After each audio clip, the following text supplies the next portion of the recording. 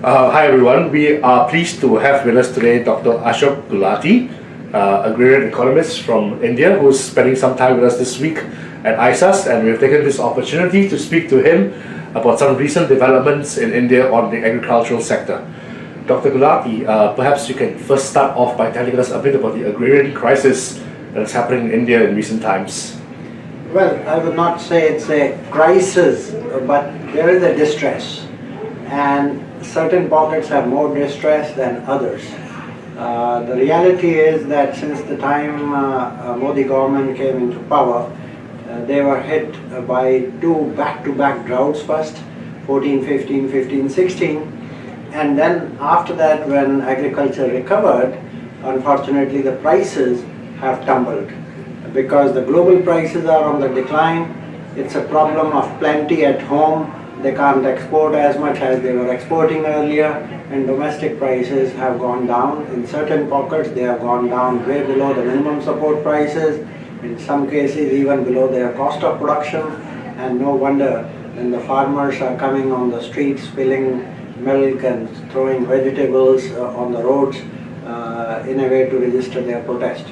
I think government has to find a solution to this, and as soon as possible, otherwise politically it can cost them heavily. What is the impact on this on the food supply chain in India? Well, food supply chain, as I said, today India is producing more than what it is consuming. So if the government buys, there are few commodities, wheat and rice, government buys, and almost 60 million tons of procurement takes place.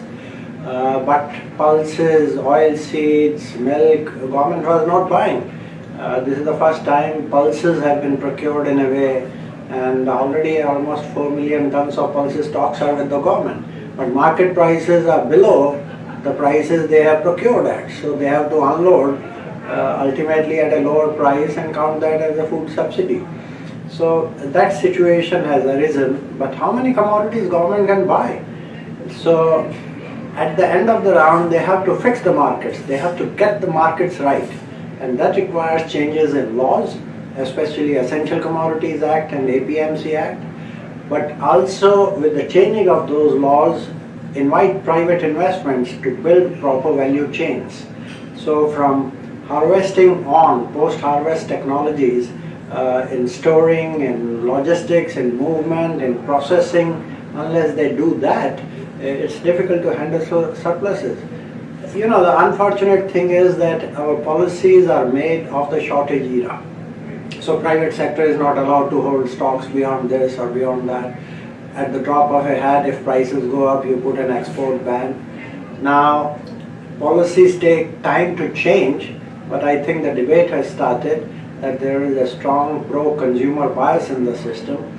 It needs to be tilted and at least made neutral, where farmers and consumers both can be treated on a similar platform, or maybe for some time pro-farmer policies will have to be followed.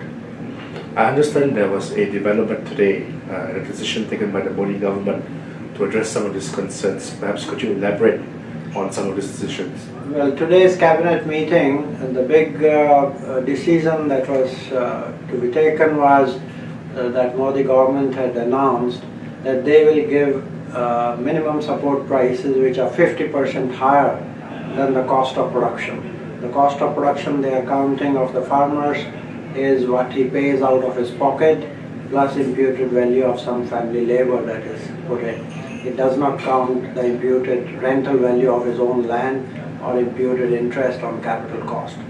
Now, this is a good announcement, but if the market prices are below these, what you announce, now how are you going to either procure those 23 commodities, come under the MSP regime, minimum support price regime? Is government going to procure all that? Is government going to involve the private sector to do that? Is the government asking different state governments to do that on their own and provide some money? So these are various alternatives that are being explored. There is a debate in the country whether price policy is the right way to help the farmer, or should it be an income policy approach, and one state, Telangana, has gone ahead to give 10,000 rupees per hectare as an investment support to the farmers. So it is not disturbing the play of the markets, but the central government at present is playing to hike up the minimum support prices without actually having a commensurate system to ensure those prices are received by the farmers. So do you think this decision to hike up the minimum price will solve the inefficiencies of the market? It will actually increase the distortions in the market, and therefore that inefficiency in the play of allocation of resources. States who can ensure those prices, their farmers will get better prices, but other states which are not able to rise to the challenge and ensure the implementation of MSP policies, those farmers will keep suffering. Thank you, Dr. Gulati, for sharing your thoughts with us. Certainly an interesting sector to watch. Thank you very much for having me.